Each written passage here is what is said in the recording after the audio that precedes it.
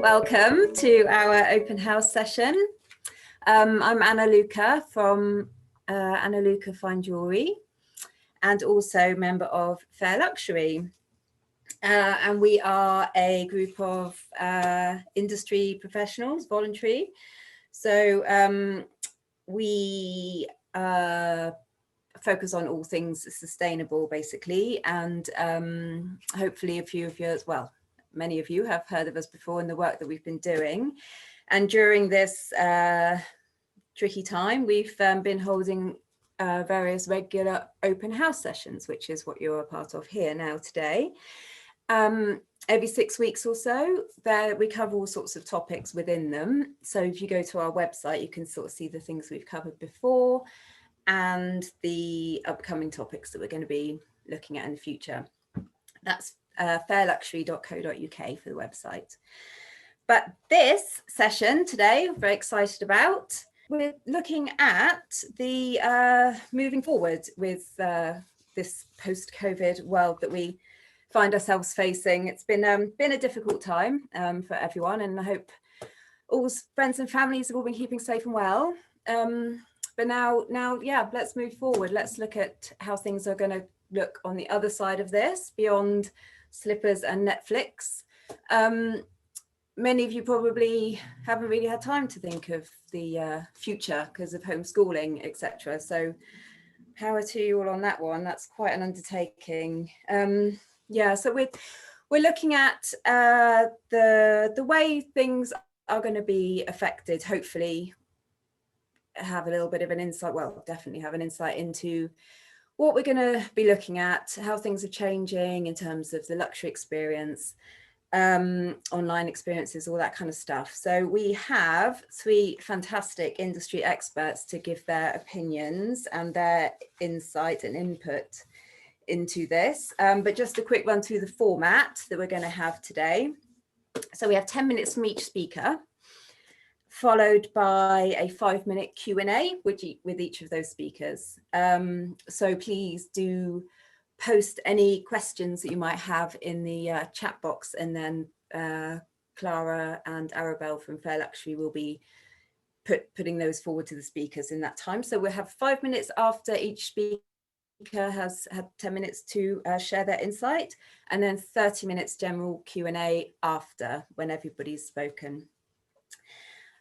So we have, first of all, to speak, we have Maia Adams from Adorn Insight, a global fantastic trends forecasting agency and jewellery expert, who has worked on numerous exciting forecasts for the future, and is also inspired by this COVID change, is also going through a big rebrand herself. So this is very first-hand experience there. And she's going to be discussing the shifting sort of meanings of luxury, how we can kind of reframe things, the sustainability, what that's going to mean to consumers moving forward, and how it's kind of changed people's expectations of independent brands, and what you can offer as a more of a intimate brand experience.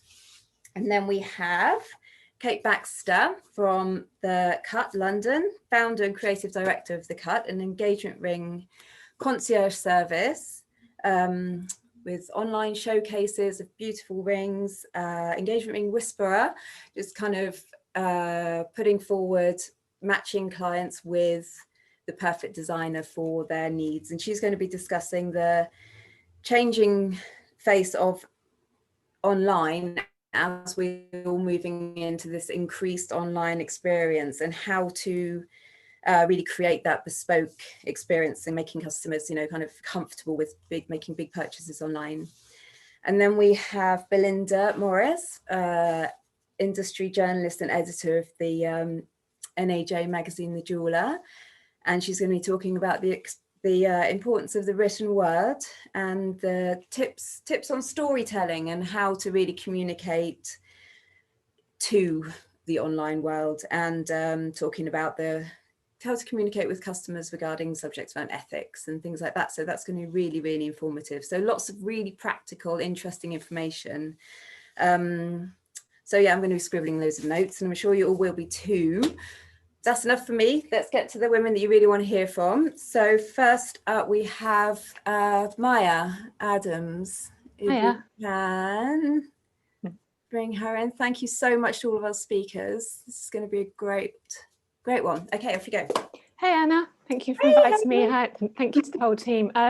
Yeah, I mean, you gave me 10 minutes to go over a lot of ground, lots of things I'm very interested in. Just to sort of paint the picture a little bit, Adorn is a market intelligence consultancy with 100% focus on the jewellery industry. And to get rather sort of grandiose about it, what we're concerned with is societal and cultural change, and that really trigger trends the impact on consumer behaviour. So what we do is we work with our clients who all come from the jewellery industry, whether they're designers or manufacturers, retailers, you name it, to really understand those consumer shifts and be able to apply those shifts to their own businesses, so they're able to create product and an offer that really chimes with the evolving consumer taste. So when you asked me to take part in this, you sent me some sort of really juicy topic points, and I think that one of the things that really stood out in the headline was to do with consumer priorities. And I think that when we can't really ignore the fact that the pandemic has, if not changed priorities, it's certainly accelerated certain priorities that were shifting. It's made us reframe the way we think about things like luxury and sustainability. And I personally, in all the work that I do, I'm increasingly convinced that we're faced with a consumer for whom purpose, transparency, authenticity, connection, and importantly, convenience are priorities. And I do believe that independent jewellers are really well placed to meet all of those priorities. So what I wanted to do at the outset was to say that, of course, I want to be realistic and mindful of the challenges that everyone has faced, including us as a company, but I also want to bring a note of optimism to it, because I think there's a lot to be optimistic about. So the first thing I wanted to talk a little bit about was luxury. I think that, of course, luxury will always in our sector be about the price of something or the materials that we use, but I think that it's becoming a lot more nuanced. It's about what matters, and I think that certainly the pandemic has caused us to think a lot more about these things. So it's becoming more inclusive. It's about culture, community, shared values, empowering self-expression. And we are seeing increasingly consumers align themselves with brands who enhance and share this worldview. There's certainly a shift from kind of exclusivity in many different sectors, not just in jewellery, but we see it in fashion, etc., etc. A shift from exclusivity to inclusivity, and there's this kind of democratization of luxury. So if you look at the way that streetwear has become high fashion, if you look at the couture collections using offcuts from previous, this is kind of fluidity and this reframing of the luxury experience. I mean, we can talk about other examples given time. So what does this mean for jewellers? It means that customers want jewellery that fits into their lives. We're dressing differently. We want everyday luxury. We want mixed styling. We want to wear our precious pieces with our, fashion jewels, dare I say it. Buy less, buy better means that we're seeing customers invest in pieces that, they're indulging still. They want to indulge. We want to treat ourselves, but with greater scrutiny. So items that stand the test of time, classic kind of pieces that we resonate with, but that maybe have a little bit of a twist, that have that element of freshness. I'm not talking about being trendy. I'm just talking about evolving signatures for a new audience, for a fresh eyes. Yeah. I had other things I was going to touch on, but I have a feeling my colleagues are going to do those ones better. So I'll move on to my other thing, which was sustainability. Again, I think that the conversation around sustainability is changing. Of course, it's a huge topic, but I think that when we certainly in the first part of the lockdown, we saw this we saw the direct impact that the reduction in our activities, travel, etc., was having on the world around us, the natural world. And I think for many people that really that sort of visible evidence of what we can do if we're more sustainably minded really sort of started again to reframe our thinking. Responsible consumerism, we hope, is growing. I mean, we see it growing. We're seeing consumers gravitate to brands that are considered, that are transparent, that are authentic. And this is really, for me, really interesting. We're seeing sustainable practices not just being promoted or sort of explained as essential, like we need to sort of do them, but also as desirable and aspirational. I think that it ties into the luxury thing. I think sustainability is acquiring a luxury sheen, if you like, and by luxury I mean the values rather than the materials necessarily. You know, we're seeing all sorts of amazing initiatives. That something else that was very interesting, I was working on a project this week and I was seeing, particularly with sort of jewellers in mind, is that jewellers, you know, since jewellers existed, probably have been in the business not only of creating and making jewellery, but perhaps of repair, etc., and kind of taking pre-loved pieces and remaking them. But it may not be something that has always been put front of house as a service. You know, it's just taken as given. But there's some really interesting sort of bubbling under ideas about, not necessarily so much in the jewellery industry, but we're seeing exhibitions and sort of high jewellery collections that kind of talk about this sense of repair, not only metaphorically, but literally, how can we repair things and reuse them? So I think that it's really interesting opportunity for independent jewellers to really sort of, again, explain how cool these services are, you know, kind of make them sexy, for want of a better word. I don't know if we can say the word sexy in the afternoon, but we're going there. Okay. Yeah, I was seeing, you know, shifting, I think in COVID as well, we saw, you know, jewellers challenged as to maybe their factories had closed down, or maybe they, you know, et cetera, et cetera. So we were seeing a shift towards, you know, a number of jewellery brands looking to their existing inventory or things that they had, you know, back in the archives, and creating desirability about those by having online sales, et cetera, et cetera. We're seeing a huge rise in auctions as well. So this idea of recycling and reloving, there's something happening, you know, it's going on, and it's really interesting. So again, in terms of what that means for jewellers, you know, how do we convey our sustainable attitude or approach, if you like, you know, think about in your storytelling, and, you know, and how do you convey what your mission is, what your purpose is, what your goal is. I mean, you guys know this already, but I think it's worth sort of underscoring. I happened to read actually that brands that are able to demonstrate their kind of transparency about their impact are currently among the fastest growing. I don't know that that was necessarily in the jewellery industry. I think that was in the wider arena, but it kind of underscores that idea that this sustainability is something that we have to do, but also something we can implement as a way to sort of grow our business. I think what's also interesting is we're seeing it sort of quite a lot in the fashion and designer jewellery arena, is this idea of sort of smaller collections and limited edition drops, which I think, again, independent jewellers already do brilliantly. You know, you're not sort of mass producing, but, you know, is that something that we can champion, etc. And the last thing I wanted to touch on in my 10 minutes was this, it sort of came to me this afternoon. There's this thing about convenience and connection going on. So to explain, you know, the digital transformation that we've all undergone in the last year, which was already happening, but it's just, you know, been supercharged. It's really sort of propelled this essential change in consumer culture. So much of what we want and desire is at the touch of the button. You know, we've come to sort of expect these things quite quickly. On top of that, we've had this kind of year of separation. A lot of us have literally not been separate from the ones that we love. So there's kind of this desire for togetherness, community. And I think that together, those two things have kind of led to this shift in mindset, where consumers want, when we're talking about brands, aka jewellers, they want these experiences with the brands that combine convenience, some might say instant gratification, with this connection. Okay. So again, I won't go through all the examples, but yeah, I think again, consumers are going to gravitate towards brands that can meet that desire for convenience. And I'm not necessarily saying that it needs to be shipped the next day, but, you know, are you offering things like, I don't know, return policies or online promotions, or again, and in terms of connection, like how are you, we want to create a relationship with the brands that we patronize. So, you know, we want even genuine person-to-person interactions, even if those happen to be digitally for the time being. We like a kind of concierge approach. which I'm sure Kate will tell us about. Yeah, and just engaging. So I think, again, in terms of jewellery brands, etc., you know, the thing is to reach out, to create online communities, to use social media in a way that you can entertain and educate, but also solicit feedback. And yeah, I think that is my 10 minutes, Anna. So I'm going to there. No, wonderful. Could it just, I knew this wouldn't be long enough. All of you have an hour and a half each. Should be amazing. So do we have questions popping in? I'm sure we do. I think I'm just going to start away with one that I had on my pocket. Go for it.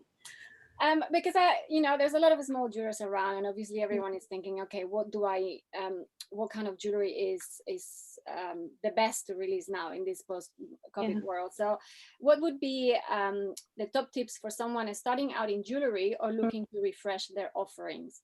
I know, Maia, that you didn't really want to go into specifics, but we love specifics. Oh, no, I don't mind going into specifics. I think one of the things I touched on there was about, I think, as well as the jewelry, that, you know, the actual pieces, it's important to have so if you're starting, well, whatever you're doing, whatever stage in your journey, right, it's important to have an edit, so that you're offering you're not offering multiples of pieces to your customers. You know, that if your edit contains 3 rings or 5 rings, that those rings or those earring styles are sufficiently different, for example, to encourage a return visit, rather than making, you know, your customer choose between 10 studs that look quite similar. I think that's the thing.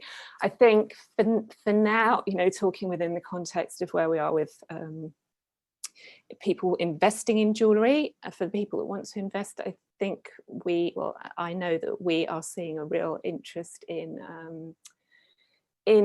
fact, we just published a bridal forecast actually for next year, and one of the things, and that was this idea that people want these kind of what you call comfort blanket pieces. So, you know, your hoop or your chain bracelet, for example, or a lovely bangle, but just with a slight twist. So, you know, that. And I think that is the twist thing comes in because the consumers, we always want freshness. You know, it's this thing of instant gratification. I was saying, you know, we're so much ready for the new. So, but you also want to invest in something that has a timeless quality. So we need to be mindful of our design, you know, that it has that timelessness with just sufficient freshness. And I was going to say something else, but it's gone out of my head. If it comes back, I will. It's okay. There's also one thing that is capturing the imagination, at least mine, is this auction, in the auction world, because I've actually been in quite a few lately, and I've seen how jewelry, like also the target prices, has gone much higher. So the selling price ends up being way higher than the target price. Yeah. So there is definitely a desire for, there's more people at home, there's more people bored, so people are just looking. But I just wonder also, because obviously I am into sustainability, and, you know, sometimes taking the old and transforming it is the most optimal way also to refresh something. So from a trend point of view, I guess that really hit the spot, right? You mean the sort of repurposing them? Yeah. I mean, there's a huge, you're spot on with the auctions. We're seeing some record prices going. And I think that also the auction houses have enjoyed these amazing new audiences, like much younger customers who wouldn't normally go to them, but because they can access them online, you know, they've opened up to this whole new audience who, of course, maybe doesn't want, you know, a vintage brooch from 1850, but would love the center stone worn on a signet, on a new ring, for example. So yeah, I think that is definitely something we're seeing, and it kind of taps into personalization and customization. It's got a sustainable angle to it in terms of repurposing these things. So did you buy anything? Yeah. Okay. Yes, I did, but I spent more money than what I wanted, so I wasn't very happy. Always the way. There's a question here, from Naomi, which jewelry brands do you think are absolutely nailing it when thinking about the key drivers you referenced? Oh, that's a good one. Gosh, I have to say that I think that, I don't know that I want to play favourites with brands actually, but I think that we're seeing, I know this is a platform for independent jewellers, but I think that there are some quite interesting fashion jewellery brands that are doing that, and we can look to them and their models in order to sort of implement them into our sector, into our independent jewellery sector. So Yeah, look at brands like Astrid Mew. I'm sorry if I'm bringing out the wrong brands here, but just look at, because they build these really interesting communities, and then they create jewelry that performs various different functions, you know, like COVID mask chains that you can put your glasses on, that you can wear as a piece of jewelry, etc., etc. So there's this versatility. I have been quite impressed in lockdown by jewelers like, I'm sure you all know, like Megan Collins, or even Anna as well, you know, with your studio tours. I really like those reaching out to the consumer and kind of creating an empathy and showing kind of behind your world. So I think I've gotten off slightly on a tangent there, but I think that, you know, that there are things we can learn from different brands that we can implement and be inspired by. Fantastic. Thank you. That's great. Thank That's you. all right. I chanced upon it one day and I was just thinking, what a sweet thing to do. You know, it's nice. I'm happy. I like to see behind the scenes. I think that's what creates an engagement, and that's what then sort of you also gravitate towards the jewelry, because you have that connection. So yeah. And Megan did these little classes, you know, she was showing, I remember I watched a whole thing about soldering. I'm never going to solder a piece of jewelry, but I was just absolutely wrapped with this, you know, and then you see the jewelry at the end, and it's beautiful jewelry as well. So yeah. Brilliant. Thanks so much for all that insight. It's fantastic. Yeah, really love that. So we've got Kate there as well, ready to jump in, I think. Kate Baxter from The Cut. Hi, can you hear me okay? I've just Hi, yes. Wi-Fi issues. Is that okay? If everyone can hear me, if there's any issues, okay, thumbs up. That's good. Okay, I'll just start by talking a little bit about what I do. I'm Kate Baxter from The Cut London. I run a bespoke jewellery concierge service, which basically helps people find engagement rings and pieces of sort of meaningful, important jewellery, usually for special occasions. I've been running it for almost 10 years, really. But it started as a blog, and it evolved to what it is now, which is like a consulting and concierge service. I was working as a jewellery designer when I started it for a big international brand, and I gained a really big insight into sort of markups and production and sales and every aspect that you need to start a brand. And what struck me was how these big, huge brands got a lot more press in and editorial in magazines. So I basically started as a blog to kind of promote independent designers and support them through showcasing their work.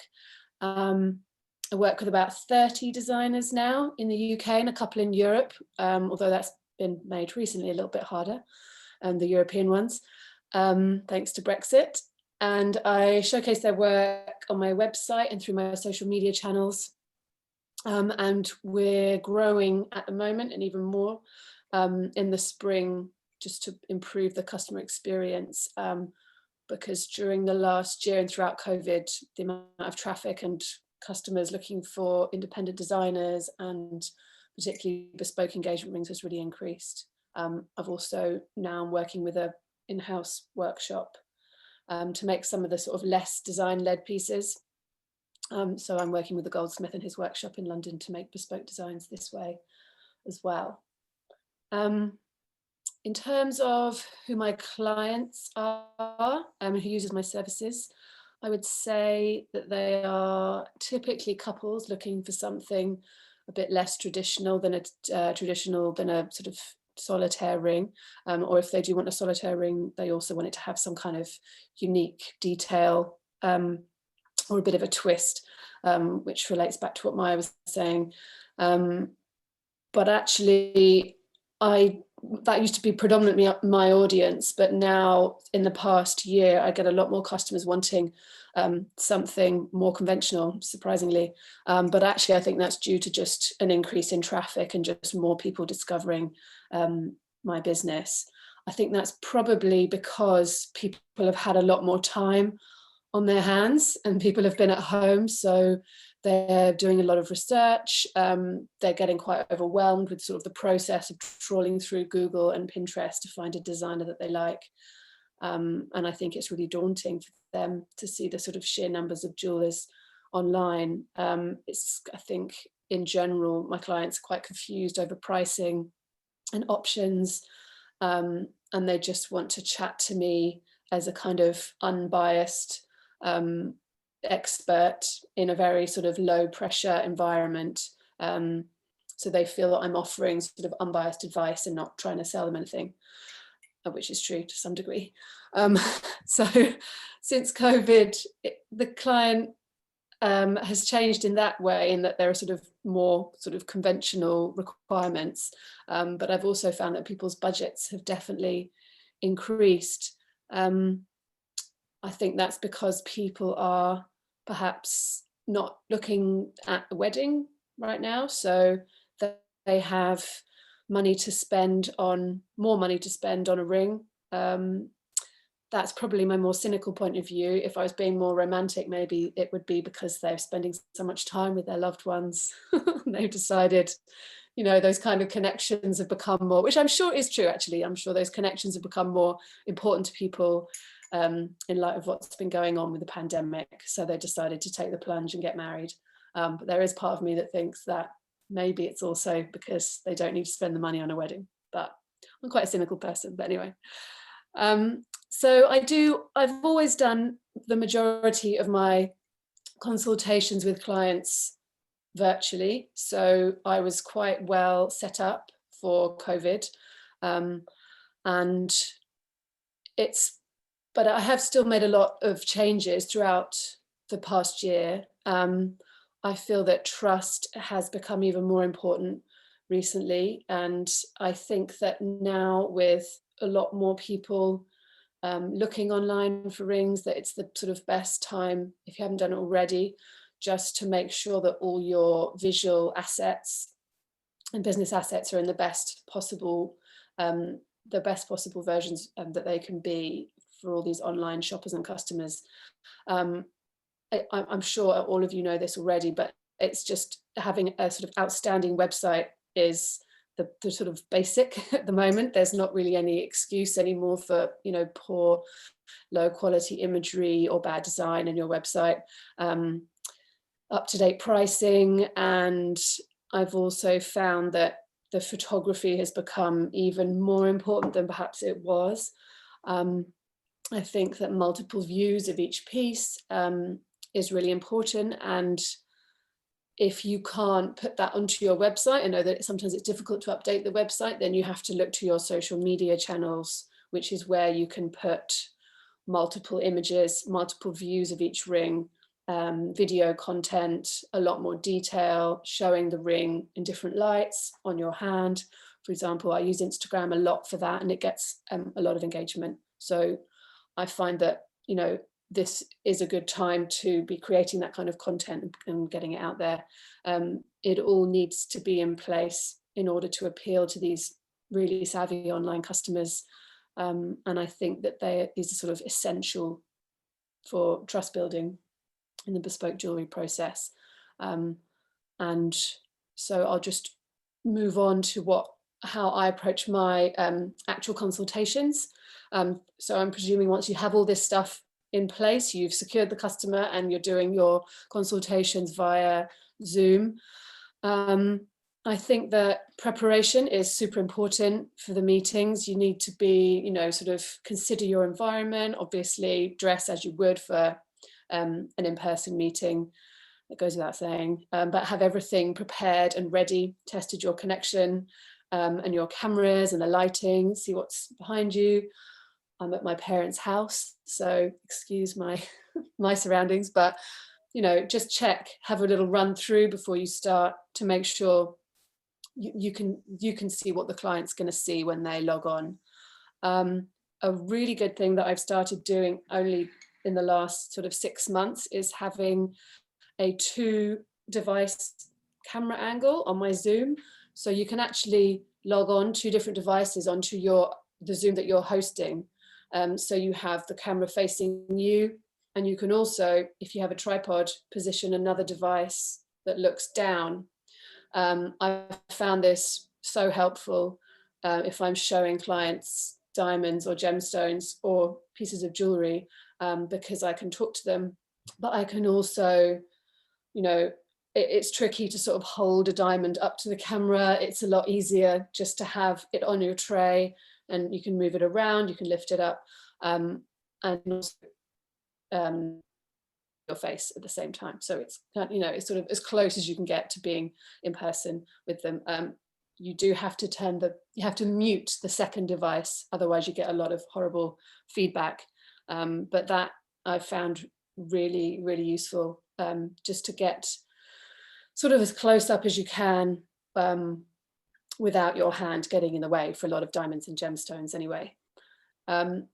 So if you're not consulting over Zoom, but you're communicating a lot with the client, once they've come on board, I've found that I have to have so much visual content for them, showing the rings, you know, not just the sort of pack shots that you have on your website of the design, but showing the rings on the hand in different lights. It really helps. And I shoot all of my video content and photos on my iPhone. My iPhone's quite good.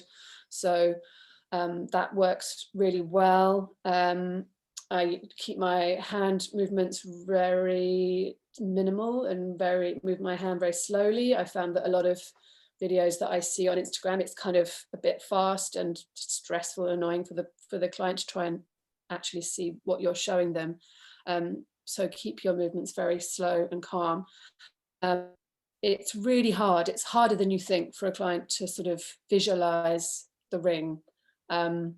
If they're going bespoke, obviously, usually there's nothing that you can show them that's identical to what they will have ordered with you. So you have to have, you know, different ring widths, different ring profiles, everything that you'd need in a face-to-face meeting, I have to hand to show them on my down pointing camera, to try and help them to visualize. I also will use a plain gold band and I will blue tack diamonds and gemstones onto it so they can see what it's like on my hand, and they can see the size and the scale. And obviously that works really well with the down facing camera. One issue that I have found really tricky actually since COVID is ring sizing, and I've tried all these different things to try and overcome it, but still I'm getting a couple aren't quite getting there. And it's usually with the less traditional rings where the width will affect how comfortable it is and the size. So I have started sending out ring sizes in the post, you know, when clients have big budgets or, you know, even relatively small budgets. I feel if it's not a traditional thin normal band, then you're just definitely going to run into issues. So I send them out the same, but I have found that difficult. But there's not that much else that I found I can do. So if anyone has any ideas, that'd be good to know. I've also found that since COVID, I've been in much more regular contact with the client. I think that's because I use a lot of other apps. I use WhatsApp a lot for sort of quick messaging and images. A lot of the clients seem to be getting a lot more involved. Perhaps, I don't know, they're working from home or they have more time to spend on it, but they want to see images of the ring at all the different stages. So I will ping them photographs and videos of the ring at different sort of stages, like before the stones are set, or you know, obviously if they're choosing their stones remotely, then I've sent them so many videos beforehand of the stones in different lights for them to choose. But also, you know, just when it comes back from being hallmarked, I'll send another video just before it gets sent. And I've found that is now pretty much what most of the clients expect, to have that kind of level of contact. So it's become sort of,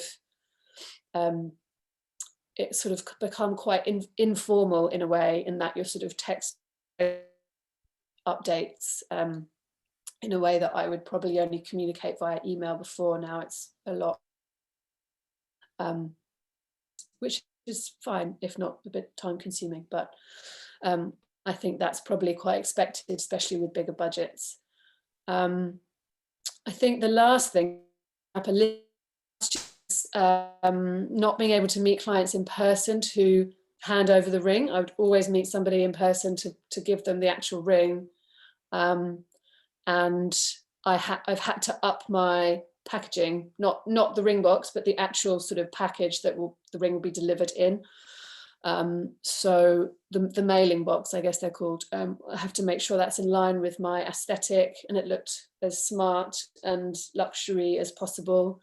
I got the postal boxes branded inside with information, my social media handles on there, and a lot more sort of printed material that goes inside the box, and also the outer labels and stuff. I got those printed too, which I think helps a lot, because obviously having to post something that someone's just spent 15 grand on, or courier rather, it just means that every detail has to be really considered.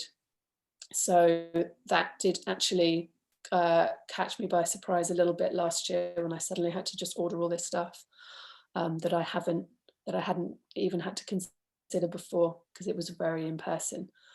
So there, that's been my experience of sort of consulting with clients. I can talk a little bit about, I don't know if there's enough time, I can talk a little bit about the trends that I've seen in engagement rings. That I think over the past year, obviously I mentioned before that, I don't know if it's a trend, but obviously budgets have gone up for me, my clients personally, which has led to larger stones.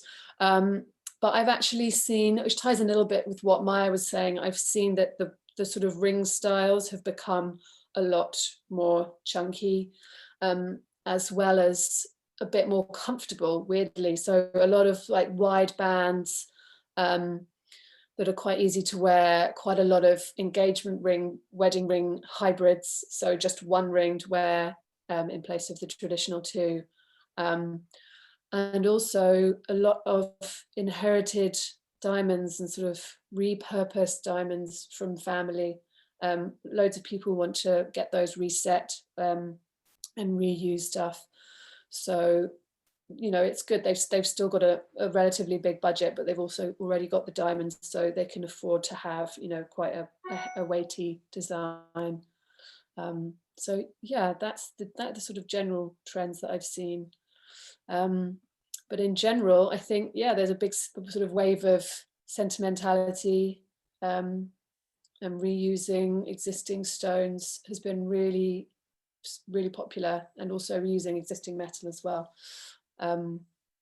So yeah, that's been the main thing that I've noticed. Wonderful. That's all really, really insightful and helpful, Kate. Thank you so much. I know everyone's going to be loving all those practical tips. I'm sure the questions in the comments box are going to reflect that. Arabelle? Yeah. There's a question about virtual reality, Kate. Have you had any experience with how to use VR in meetings, or have you like a lot of now websites, you can download an app and then you try to put it on your finger, but it's just never really easy flowing? Yeah, I haven't found that has, it's used a lot more in America. I've seen a few companies doing that, where the app, you hover the camera over your hand and you can sort of try on different rings. It doesn't tend to work that well for me because I do more bespoke designs. So you would have to have an image of the ring existing, already made, for them to upload it to the app. But I'm sure that it's the future. I have emails almost every day from those companies selling that kind of software. So I'm sure that it's going to be a bit of a trend in the next year or so. Fantastic. We have someone here saying, any tips for staying organized when you're creating a lot of visual content and communicating across email, direct message, WhatsApp, phone? Because it is true, things get quite complicated, and more even if you have other people that you're working with. So if you have a staff as well, one person has communicated one way, the other person another way. So is there any tips on how to stay organized? So I use when I'm communicating with other staff members, because we all work remotely, I use a sort of joint, it's called Notion. It's like a co-working, sort of collaborative spreadsheets and contact content management. I guess that's what it's called. I don't really know what it's called, but we have a section for each client, and we can update the latest information or contact that we've had with that client, as well as any images or everything all in one place, and then a separate section or page per client. I do find it can be confusing as well, sending all the images, especially on WhatsApp. But again, I just have to have separate folders on my laptop with all the imagery for that particular client. And it's really time consuming. It's a lot more time consuming having to, send over in multiple emails rather than just getting everything you want to say across in one meeting in person. So yeah, it's hard to stay organized. I can totally understand that. Okay, great. There is something about design here. Have you found, from Kate Bailey, have you found there is a problem with designs you have shown on Instagram being copied and made cheaply and in bulk in the Far East? So how do you do with copyright? Yeah, it's not, I mean, I don't know if they're being made in bulk, but I definitely think it's a risk when you upload any image to Instagram.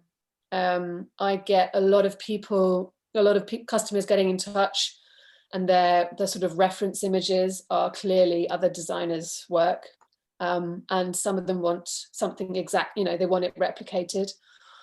So I will always ask them very politely, oh, why aren't you using the designer who designed this piece to get this ring made?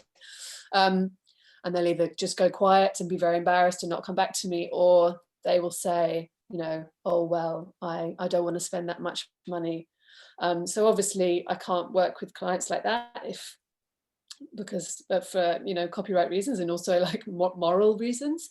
But yeah, it is a big risk, and not all the jewelers that I work with put all their designs on Instagram for that reason. So they might sort of keep some to themselves, because there's a lot of copying around for sure. Thank you, Kate. That's awesome. Really, really, really interesting stuff. And so, where are we? Belinda, let's hear from Belinda now on insights into the written word and how to communicate in that way. Where are we, Belinda? Hi, I'm here. Here I am. Okay, ready when you are. Okey-doke. Hear about. Okay. Okay, so my name's Belinda Morris. I edit the Jeweller magazine, which, if you're not aware, is actually published by the National Association of Jewellers. So I have to bear that in mind whenever I'm writing anything, that I'm not just me, and I'm not just a publishing company. I am the NAJ as well. And I should also begin by also saying, I'm going to start on the importance of the written word. And I just want to point out that I'm a fashion writer, I'm a communicator. I'm not a Google expert. I can't advise on things like SEO in a way that would be useful, I don't think, although I do know what keywords are, and I know them when I see them. But what I am aware of, and what I do care about, is the written word, and good writing in particular.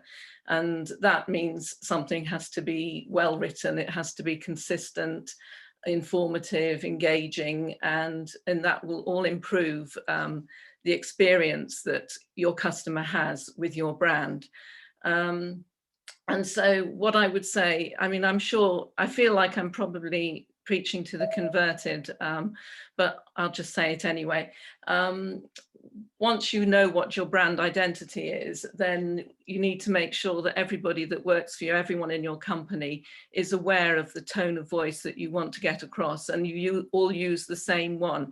Otherwise, it just becomes confusing for the consumer, that if they're getting different messages, and that would mean across all your digital channels, whether it's social media, it's on your website, or whatever. The other thing that I have a really big thing about, and you would expect this as an editor and who is always sub-editing people's copy, is I have a really big thing about grammar. It may be that you don't think that your customers care about whether an apostrophe is in the right place. But if your customer is me, then that can really turn me off. So those sorts of things matter. And I think just casting an eye over your written word before it's posted or whatever, that is, as far as you can be sure, is correct. And if you're really uncertain, then hire somebody who can do that for you, just to cast their eye over it and check it for you. And that goes with things like, you know, sort of spelling and so forth.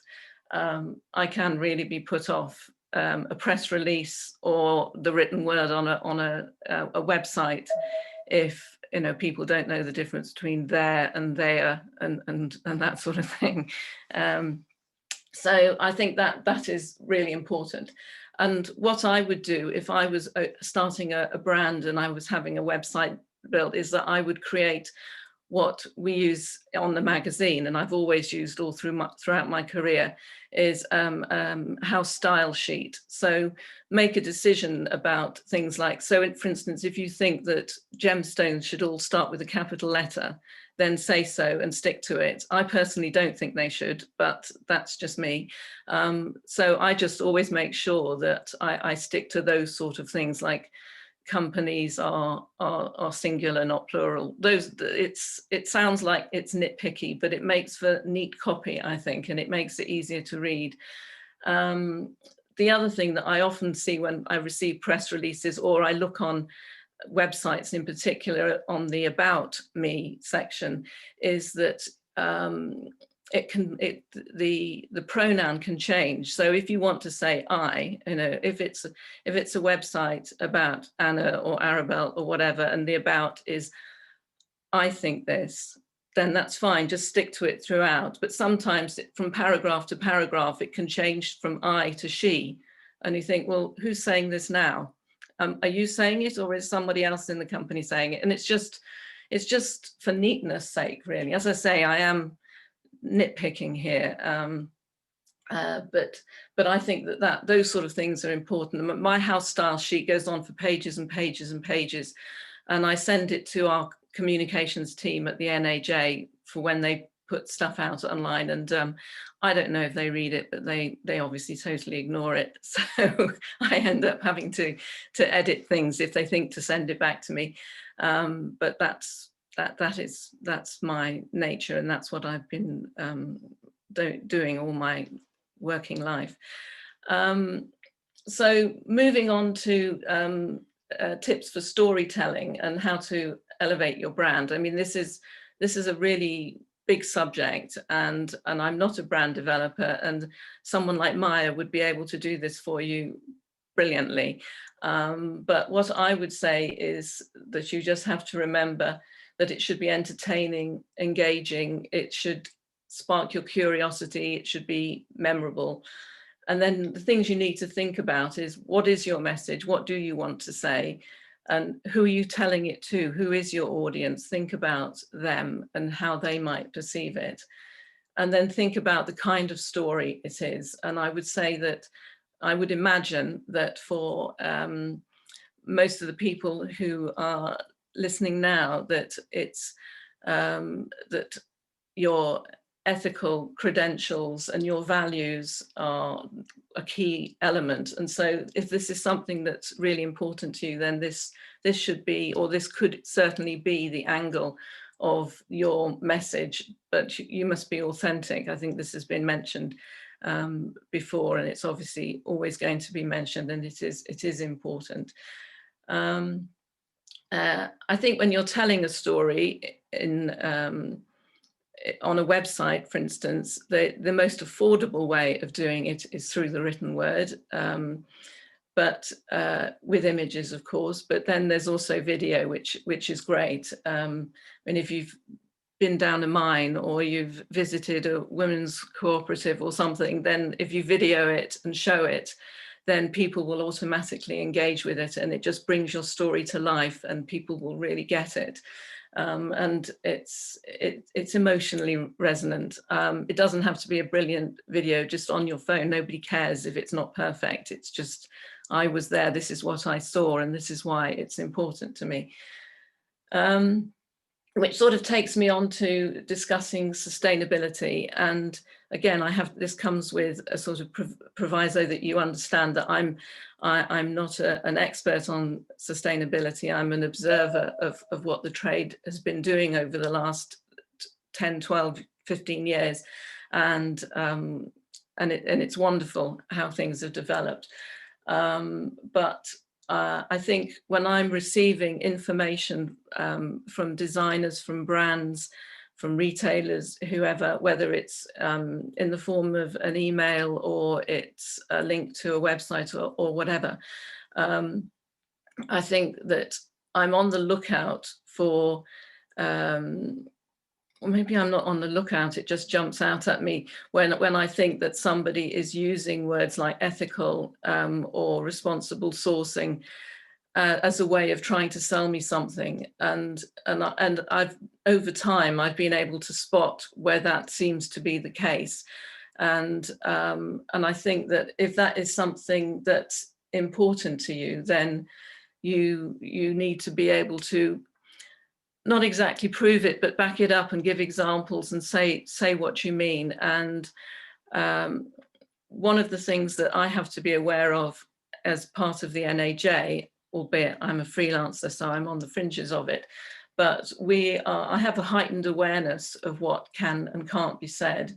And some of this is guided by rules that CIBJO, which is the World Jewellery Confederation. I don't know why it isn't WJC, it's CIBJO. But anyway, they have guidelines, they have do's and don'ts about how things can be said. And I have to bear that in mind when I'm writing. So for instance, if I see a press release which says something like, our jewellery is made using cultured diamonds, I'm like, whoa, there's no such thing. Do you mean laboratory grown diamonds? And I've stopped now phoning them up and asking them if that's what they mean, because they get cross with me. I just ignore it and I move on to the next thing. But that sort of thing is, it's sort of, I think it's hoodwinking their consumers. And if I wrote about it, I would be misinforming my readers, not all of whom are as well informed about sustainable issues and of ethics and so forth as probably most people who are tuning in now. So I have to sort of weed those sort of things out. So I think that and also things like our diamonds, because they are lab grown, that means they are ethical diamonds. And it's like, and natural diamonds, I've even seen someone write, as you know, natural diamonds are another word for conflict diamonds. It's like, I don't think they are. It's that kind of thing. And when you see it in black and white in print on somebody's website, that that lots of people are looking at, and there's nothing wrong with the jewellery, the jewellery's lovely, whatever, and I just say, oh no, you can't say that. And so I tend to just, I can't influence these people. I've tried, but I just don't give them the publicity, and that's the only way I can deal with it, really. The NAJ deals with it, that's their job, and I guess CIBJO and the Responsible Jewellery Council, people like that deal with it, but I can't. So that is sort of, I have no idea how long I've rabbited on for. No, it's fantastic, love it. But I'm happy to answer any questions. People often ask me, well, how do I get featured in the magazine? I can answer, all those sorts of things. So if anyone has anything. I'm sure Arabelle does. Let's go with Arabelle. Sorry? Yeah. I'm just going to fire it away. Can I just fire away some questions to you? Go ahead. Just saying about this storytelling and what people, who does it good and who doesn't. I just have the question of, do you have you seen any best practices, examples of brands embracing storytelling to really connect with clients and just being also really true in the story and the way they tell the story? I'm just going to repeat what Maia said. I don't want to. It's quite hard. If I'd thought about this beforehand, I might, I mean, there are lots, and the ones where you click on the homepage, or you open a press release and it immediately launches into, it's usually personal, and it's usually, I get a bit tired of the sort of hearts and flowers and over sentimental thing, but I think in a way you should ignore that from me, because I'm a baby boomer, so I'm just a hardened old hack. I'm not I'm not a Gen Z lovely sentimental person, so I have to I'm looking for something else when I receive information, and I have to say that the ethical angle, and I you know, ethical I know covers a load of things, but it does capture my imagination, and it does, and it, as somebody who's looking for stories to tell on to my readers, it's not enough for somebody to say to me, you know, I'm now doing these lovely charms, or I've brought out a collection of necklaces inspired by daisies or whatever. I need something more if I'm going to feature them, and so I'm always looking for a story of some sort, and it could be all sorts of different stories, and stories that are also solutions. And my readers of the magazine are largely retailers, so I have to think about them and what they may already know, what they may not already know, what they would probably like to know, and so I'm sort of, my readers are really broad. I'm also working with the NAJ to do blogs direct to the consumer, so I'm thinking right across the board.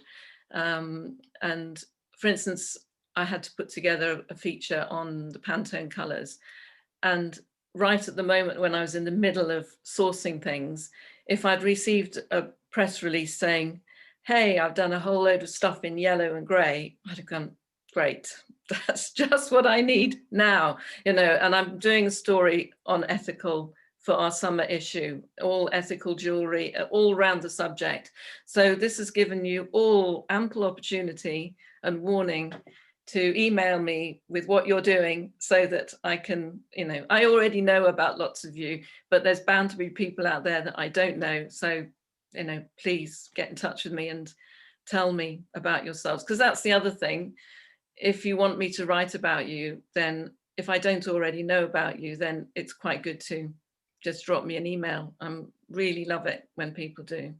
So Fantastic. Can we? Off your subject, sorry. No, it's all right. We can just put your email address if you want on Yeah. the chat, and then people can have access direct. That would be great. Go for it. And I have here just one very quick question from Hannah French. How many words is too many words on the website? Rule of thumb. What is enough to be captivating? I would say that on your homepage, you need a sort of short, snappy, after your name or your brand name or whatever, a short, snappy intro that just summarizes who you are, what you do, and why you're different from everybody else. And when I'm looking, and then I will always look for an about us or about me or whatever. I think you don't want to overload the homepage with loads and loads of information. But when I go to the about me, I would look for, I don't know the exact number of words. I mean, in the magazine, a page is about 500 to 600 words, if that's any help. On a website, it's harder to, because you're just scrolling and scrolling and you don't know where the end is until you've got to it. On a magazine, you can open it and go, oh, I'm not reading all that, and move on. But on a website, you have no idea where it's going. But I would say, the main thing is when you're writing that your first paragraph should tell people everything they need to know, so that if they're suddenly called away, or, you know, the line goes or whatever, that all the main things they need to know is in the first paragraph. And then, you know, once you've got to paragraph 10, then you can tell them what your favorite thing to have for breakfast is, or whatever. You know, it should start with the most important and the thing that you really want people to see and understand first about you. I mean, that's for an information thing. Obviously, if it's a blog or a feature, and you just launch straight into whatever angle you want. But I think with anything to do with responsible sourcing, sustainability, ethical, and so forth, there's so much to say. And I would say, depending on what your brand is and how well you are known for that, and if your customers always come to you for that specifically, and that's the most important, and it can't be more important than your designs, because surely that's what everyone, you're drawn to the visual first, and then it's important that you're ethical. But I think that you don't want to overload people, blind them with science in one section. If there should be another section somewhere on your website, so that you want to know more, and you can maybe give them a link to the Responsible Jewellery Council, so that they know what all the sustainable goals are and all that sort of thing. But I think it can be a bit daunting if you read too much of that on the website. But I've quite often I'm asked by people to not necessarily rewrite their website, but look over it and say, how would you alter it if you were going to, if you think we think we should, but we're not quite sure how, then so I would take each one on its own merit, really. But okay. I think we keep it quite simple, really. And we have a question as well that people want to know if you feature brands that are not part of the NAJ. Right. This is a big subject too, but I can say it quite simply. Yes, I do.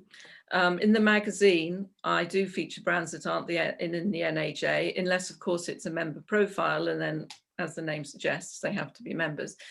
But I have to consider, I consider a couple of things. Editorial credibility. If I could only use NAJ members, it wouldn't feel right to me.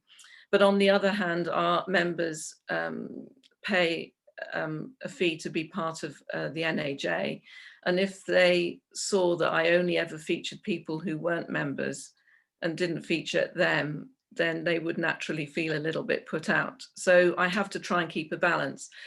But on the NAJ's communication, their newsletters and so forth, unless it's a general topic that's like to do with the Responsible Jewellery Council, or that something isn't just specifically selling a brand or a designer, though anything there is, if it's newsworthy, it goes in. But if you weren't a member and you were to send me a press release and say, can you put this online, I'd have to say, I can send it to them and say, I think this is a really interesting story, and I know they're not members, but nevertheless, I think, but ultimately it's not my call. I can only suggest it.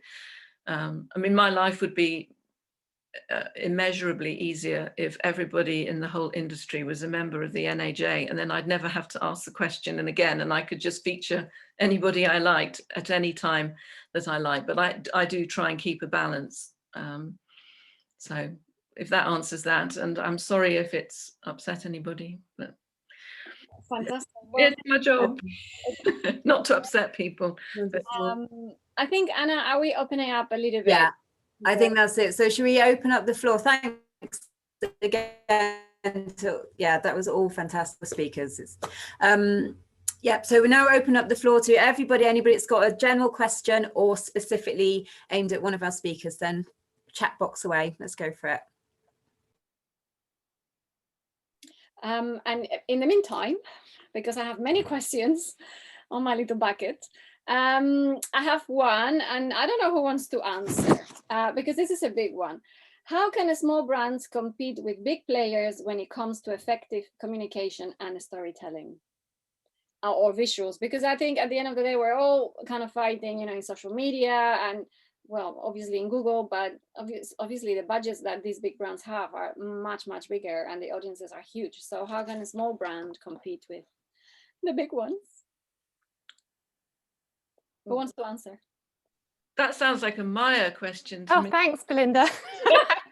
But I'll jump in afterwards. I'm gonna answer that one. I also just wanted to slightly redeem myself from the question that Naomi asked, because I had a little chance to think about it while you ladies were talking, very interestingly, about the brands that I think are nailing it, which I think might actually tie into this about communications as well. I think that I'm a big fan of Melanie Georgakopoulos, who you know, I think nails that thing about luxury, sustainability, using material, you know, representing materials in a luxury way, repurposing jewellery, communicating effectively online and beautifully.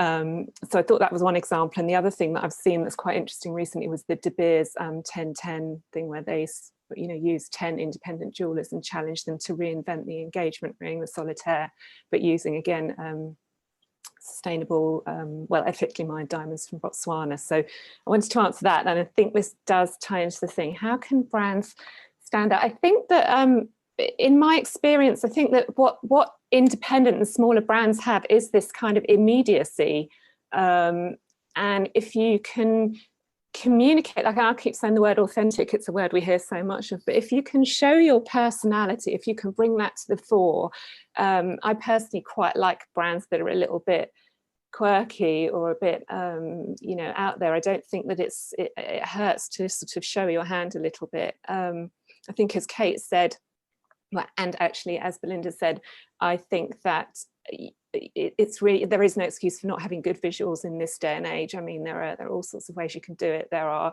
you know, if you can't afford to hire a graphic designer, there are packages like Canva where you can pretty much knock up some nice sort of typography, you know, easily. I'm also a super stickler for grammar and punctuation. I honestly feel like it's quite disrespectful to your audience to not spell check things. So you know, so all of those things, I think just you can be very polished on a small budget. Actually, I don't think it needs to cost the and talk about your differences, like what makes you different to your peers, and create a community, you know, just really build sort of momentum by engaging on social media and creating brand advocates and fans of your brand. I have to say that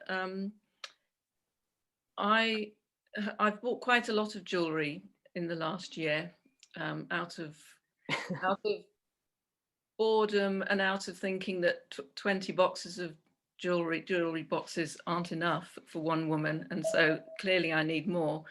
And but I must say that in that time I have not bought anything from a big brand. They've all been from small designers.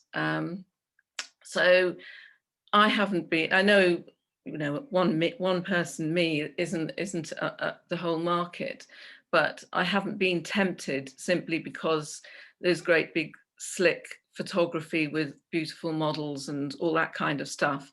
If I like the look of something, you do need to see it beautifully, and it's usually on Instagram, and I just, you know, I'll see a ring or whatever and think, I want that, you know, and then I'll find out, you know, I'll click, if I don't know the designer, I'll click on it. It doesn't matter to me if it's not a huge, well, I prefer it if it isn't a huge company. I'd rather give my money at the moment to smaller people that need it more.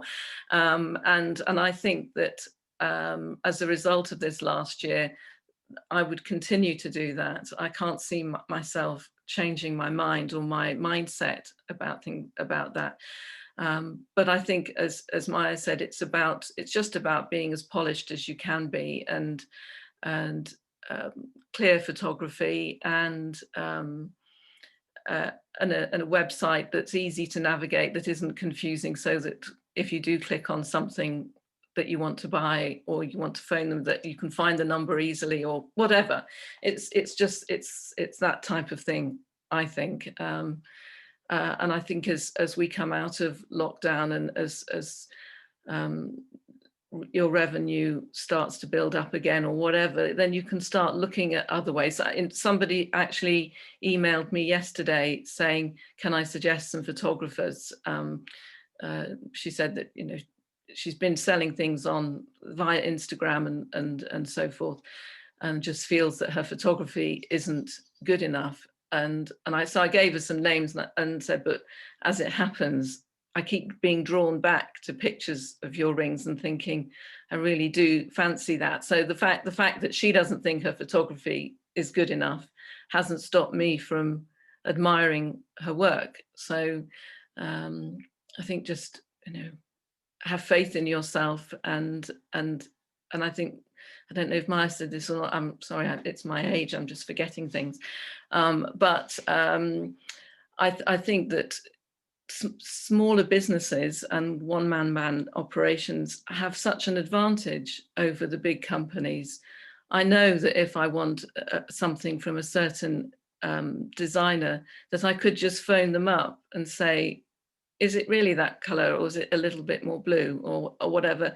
I mean, you couldn't do that, or I wouldn't feel like I could do that and get an honest answer or a quick answer from somebody on a sales team, you know, in Paris or wherever it might be. So I think the personal touch is brilliant, and that's what I buy into. And I love the idea of having something and being, you know, if someone says, where does that ring come from? I say, well, I know that designer, you know, I see her often, I meet him at trade shows or whatever, and I know, you know, and I can tell them more about it. So I think all those things are to your advantage, and you should just use it. Yeah. Thank you. And so kind of linking on this, do you think there will be, well, for you or anyone else that wants to answer, do you think there will be like a lasting trend to buy small, to buy local? Yeah, I definitely think that, sorry, can I?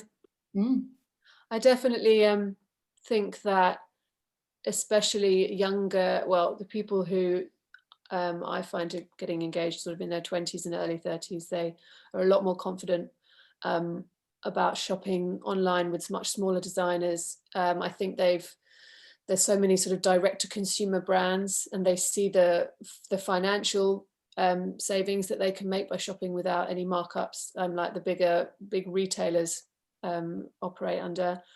And also the kind of immediacy that they can liaise, like Belinda was saying, how you can speak to, either pick up the phone or send a message, a DM or a WhatsApp even. A lot of big jewelers have their own personal mobile number on their Instagram, so you can just send someone a message and ask if they could make that, but with a different stone.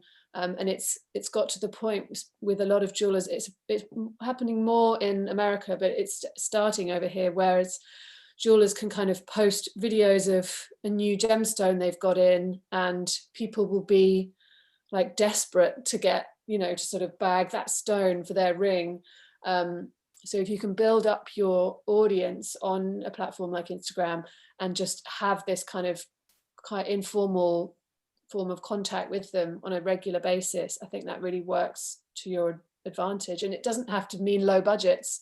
There are huge transactions going on and sales going on over Instagram, particularly in the bridal market, where people want something from a specific small designer, and they will be, you know, they'll be waiting there whenever the day is that this designer will release their new stones or their new designs, and they'll be waiting to snap it up.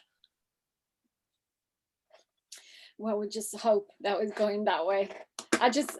It's also that when you talk about engagement, I also think about how long engagement takes. You know, you just in Instagram, and it just takes time. And you know, you're also a mom. Many people here are moms and a bit of different hats every day, and it's like, how the hell do I do all this? You know, how am I supposed to engage with my customers? Like, don't have time to engage. I know, I find things that like sort of weekly Q&A sessions are really good, that you can do at sort of 8, well, I have to do them at like 8 or 9 p.m. at night. And I get a lot of engagement from that, just people asking me questions that they are, you know, they've always wanted to know, but they know that they can ask them anonymously. So I do a lot of that on Instagram stories, but it is hard to find the time. But I think creating that kind of informal relationship, like they know you will reply to them, you will write straight back to a comment, or you will reply at some point to a comment that they've made or a question they've asked. I've been sort of chatting to people online on Instagram for sort of 3 years before they will eventually come to me and ask me for, you know, my advice on where they should buy their engagement ring. So, you know, essentially they then will use my services 3 years later. So I do spend a lot of time speaking to people on my Instagram account, and just kind of, I mean, if I had more time, I would give more of a like daily update of things that I've seen, stones that I've seen, just kind of that content on Instagram stories as well, where you can be a lot more informal because it just disappears. I think that's really beneficial to smaller designers, because bigger brands just don't operate that way. Fab. Just wanted to mention there has been a bit of a chat about diamonds. I think when Maia said about Botswana diamonds, the diamonds from Botswana, the De Beers 1010, that sparkled some questions like, how can you get them? Because I actually was really surprised that De Beers was actually doing this when I go and try to buy De Beers stones from Botswana, but I cannot as a customer. They won't sell to me, but then themselves, they're doing this, which is fantastic, but I want to take advantage of that as well. But yeah, if anyone is interested, we've put a few links from Ocean Diamonds and a few other people there. And I just wanted to go back a little bit to the ethics and the COVID. So I have here questions. Various jewelry trends reports have announced spikes in search terms like sustainable and recycled in the past year. Have you noticed an increase in the number of clients searching for ethical jewelers or specific ethical materials? If so, do you feel that it is related in any way to COVID-19? Whomever wants to answer.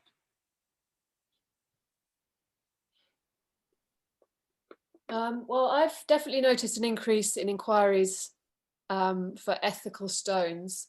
I feel like some people care a lot more. Some people I feel are just sort of asking for the off chance, and then when they find out that they may have to pay a little bit more for them, they then go off the idea. Or some people are just kind of looking at all different types of ethical options. So they might consider a lab-grown diamond an ethical option, or even a synthetic alternative, or even a different gemstone. So they're not, I don't find they are kind of that laser focused on which actual ethical choice they want to make. But I have no idea whether it's linked to COVID. Sorry. I don't know what anyone else thinks. I have no idea.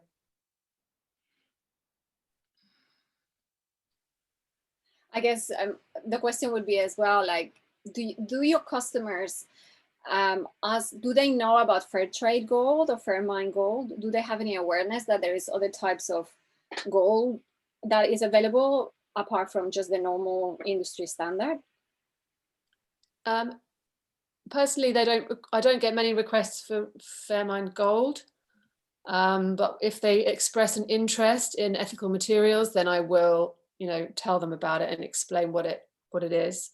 And if they're using a jeweler that I recommend, then I will either point them in the direction of somebody who uses those materials as standard, or encourage them to ask the question if that's what they are interested in. But I would say that no, fair mined metals don't have as much, they're not as well known about by the public as ethical diamonds. That's what I found anyway, personally. Okay, thank you. Well, Anna, back to you. Maybe you want to talk, wrap it up a little bit and maybe talk a little bit about the pledge. I do. All right. Thank you, everyone. Honestly, awesome. Some really, really interesting pointers there for everyone watching this. I'm sure, as everyone's said, the great thing that we've got going for us as independent designers is this desire for authenticity and consistency and personal touch. So we're really, really in a great spot for that. So we can really, we just are that. We're offering something that's from our passion. So, we can find a way of communicating that with correct grammar. Of course, I shall be going and doing a bit of studying about that as soon as we get off here. I'm ready. And then, so storytelling, I guess it just sounds like we've got it all going on. We just need to really luxuriate in what we're doing naturally, the way we do have something to say, and the way that we do want to communicate beyond just our designs, which I love. I think that's really, really inspiring. for everyone, you know, who is watching this. And the reuse repairs, you know, being sexy. Love that. Yeah, let's do it. Let's make sexy repairs. So yes, thanks again. Honestly, I'm sure everyone here is just so grateful for your insight. But yes, as Elbel mentioned, now is time for a little bit of fair luxury business. So I want to talk to you about the pledge that we have launched as Fair Luxury. Is it about 6 weeks ago? We did the first open house session where we launched it. There is more details on the Fair Luxury Instagram feed. There's, unfortunately, I'm afraid it's me again rabbiting, but there's a little video at the top there that explains, hopefully explains everything that I'm going to just try and sum up now. But basically, the pledge is something that we have put together for those wishing to kind of take a next step in their sort of ethical practice as independent, or doesn't have to be independent actually, you know, encouraging bigger businesses and to get involved. But so, yeah, it's the idea is that you set yourself an achievable goal, something that you have been maybe wanting to incorporate into your business for some time, but now could be, you know, the time to really say, right, this is it, let's do it, let's do this thing. You sort of, the idea being that you kind of state it, you make a pledge, you take the pledge, you go to our social media channels, you'll see all the sort of hashtags and everything that we've got there. But you say, right, I want to, I don't know, use only sustainable packaging by the end of the year. So it's achievable. It doesn't matter how big, how small, step by step. And then we come back every 12 weeks, I believe. Somebody correct me if that's wrong, for another open house session like this that's dedicated totally to the pledge. And so people can get together and share their experiences of how it's been for them, what they've learned, with any frustrations they've come across in achieving their goal, and just enjoy this kind of sense of community of lots of us here just trying to make those steps towards, you know, an entire industry change, you know, towards sustainability all across the board. So it's kind of being part of this community, I guess, of like-minded people, which I think is really an important thing for people that perhaps, you know, sort of spend a lot of time solitary in workshops or whatever around the place. So it's proving really interesting. We've got some great ones coming through. The next pledge meeting is in 6 weeks' time. I'm sure it's on the website, but you can easily check out through Instagram channels, etc., to find out more information about how you can get involved. And just have a little think. You don't have to come forward and like make a big statement about it. You can do it anonymously if you like, but it's just a nice thing to encourage to yeah, like I said, to take the next steps. I don't know if any of the other Fair Luxury team would also like to chip in there and clarify anything that I might have rambled about.